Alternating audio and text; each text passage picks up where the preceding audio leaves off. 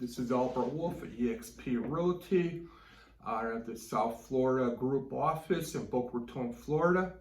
I have mortgage direct lending partner, James Matarazzo, 30-year veteran, well-seasoned veteran. Now today's topic is going to be pre-approvals. I have quite a few buyers that come to me and they call me, they see ads on Zillow, on Google, on Trulia, and then they say, I see this house, I want to see it, Okay, well, there's a process, folks. The process is that we need to make sure that you're qualified, okay, to actually, we see the house, your dream home that you love, want to make sure that you have an opportunity to go after it. That's where my mortgage partner here, direct lender, James, comes in the picture, and he assists you with that. So I always say, okay, go pick up the phone, call James at his number, and then he'll now explain to you what is a pre-approval process. What is pre-approval, James? Great. That's a great question. Thank you, Albert. Pre-approval process contains looking at a borrower's or potential borrower's income, assets, credit, and not just the credit score, but also the other monthly obligations, because there's two ratios that we have to look at debt to income wise. So I usually start the conversation by asking a lot of questions. What is your budget? What are you currently renting for now? How much more of a mortgage payment do you think you'll be able to handle based on your other obligations? And this is even before I run their credit. I want to get an idea of what they're looking for. And from there, I explain to them the process. The process is I take the loan application, I take all the information. I do run a credit report because I need to see all the pieces of the puzzle. I ask them about their 2 years of employment and their last and what's in their bank account. Now, James, I have student loans, okay? Yes. Mm-hmm. They're in deferment right now, okay? So, because I have just graduated, I started a new job, and I heard your son just started a new job. He just graduated. Yes. Congratulations, Mazel Tov. Thank you. So, I just graduated, just started a new position with an IT company. I just moved down here to South Florida. Okay, I come to you, what do I do? When I run the credit report and I see deferred student loans, whether it's an FHA loan or a Fannie Mae, Freddie Mac loan, there are certain guidelines that I have to place some type of a payment on those deferred student loans. FHA just dropped their requirement from 1% of the outstanding balance down to 0.5%, which definitely helps first-time home buyers, people coming out of college, helps them qualify debt to income wise. Okay, James, now I just started my job. Now I heard something about what is the season earnings? What is season? I mean, season, I think of Christmas, Hanukkah, that's a season. To me, that's a season. What is season? What is this concept of season earnings?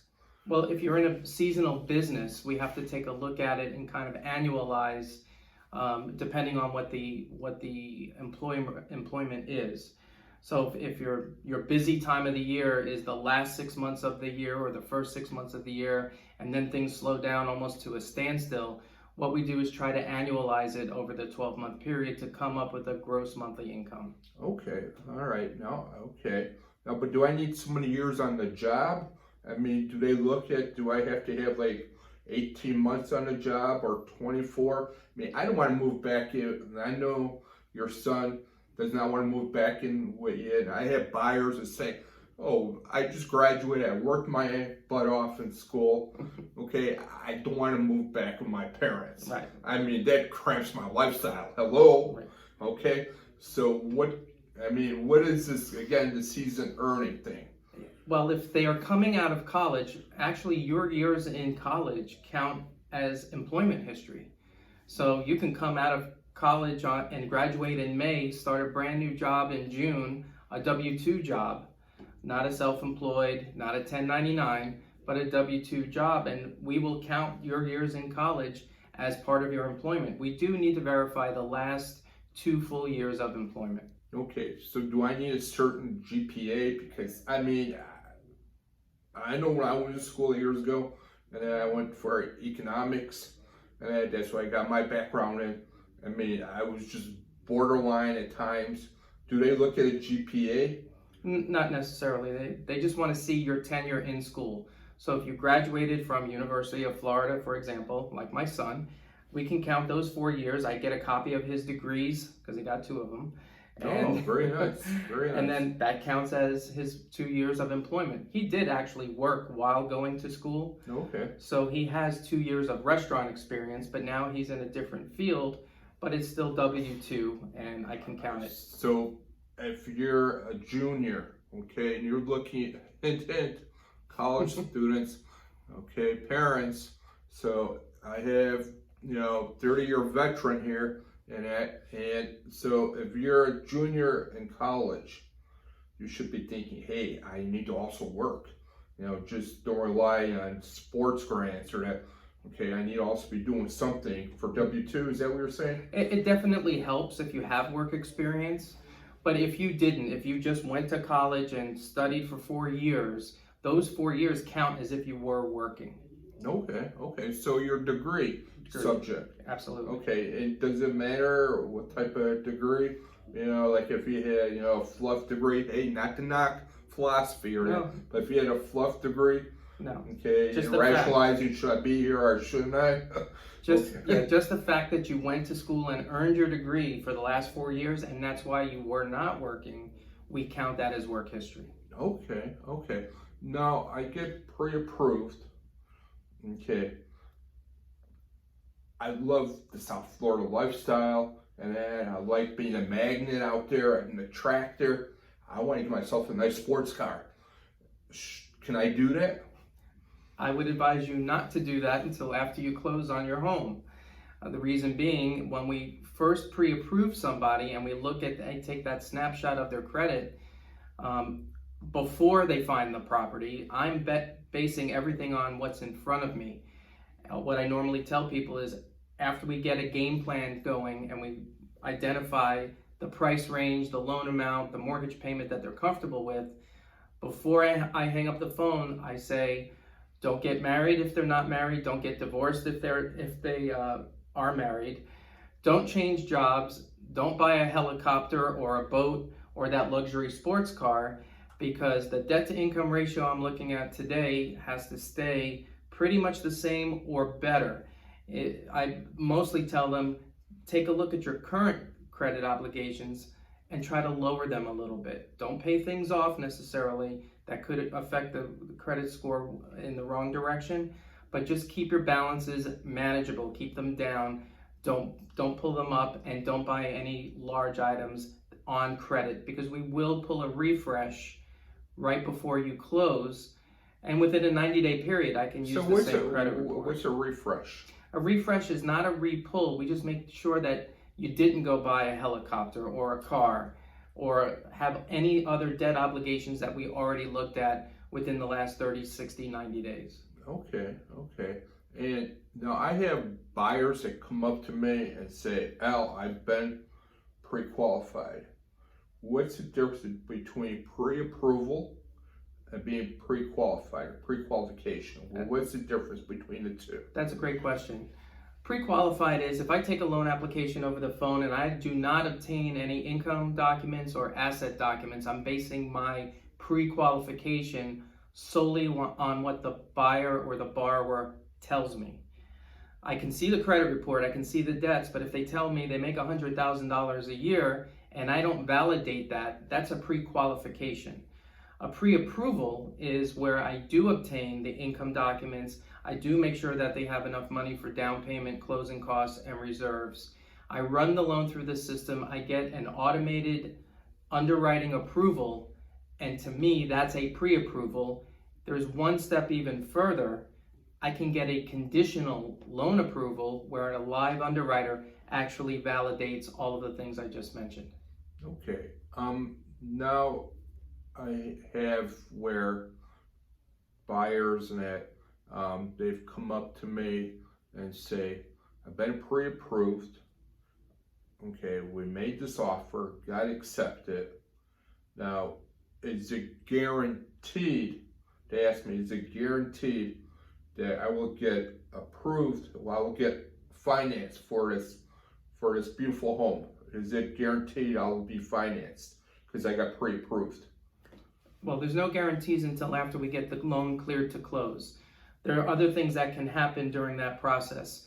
For example, if the property itself doesn't appraise, that could be a reason for denial if they don't have enough money to make up the difference between what the property appraises for and what the purchase price is.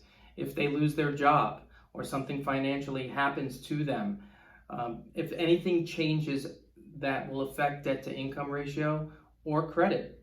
If they get a credit ding and it's longer than 90 days and we have to pull a new credit report, technically they could. So it's not guaranteed until the underwriter approves the loan, approves the property, and issues what we call clear to close. Right, clear to close. Then the title company puts a package together. But that's the key word, folks. Clear to close. That's the key phrase. You hear that from this man here, and that clear to close, we're set. Okay, that's what we need to get to. Okay. Now, James, with the market where it's at, can you give us a market update? Where things are, where you think they're going to be going, and a market update. Absolutely. Well, we're at the end of July right now, so the statistics for June have come out, and there was a 4% increase in overall housing sales across the country. But more importantly, it's up 23% year over year from 2020 to 2021.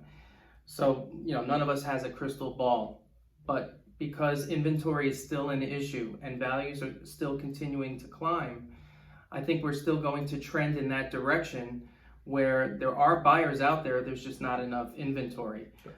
Okay, now inventory. What do you think has created a shortage of inventory? I mean, is it, I know I go into Lowe's or Home Depot, and I've seen where I tried to, my wife and I, we tried to get a new refrigerator, dishwasher, and oven, stainless steel, and we were told it's back ordered. Okay, so you mentioned the shortage of inventory. What do you mean shortage of inventory? There's a few things. Going based on what you're experiencing, there was a shortage, really a stoppage of new home construction. New builder construction basically stopped. Supplies stopped. Traveling, shipping, lumber, everything stopped back in 2020 due to COVID. So that put these builders behind the 8 ball. They're probably anywhere from 6 months to 18 months behind on their orders to build new houses. On top of that, the increase in costs of lumber and other materials has also gone into the purchase or the building of the properties as well. So to me, it's a basic economics. It's supply and demand. There's not enough supply and way too much demand. Okay, James, thank you for your time. Thank you, Albert.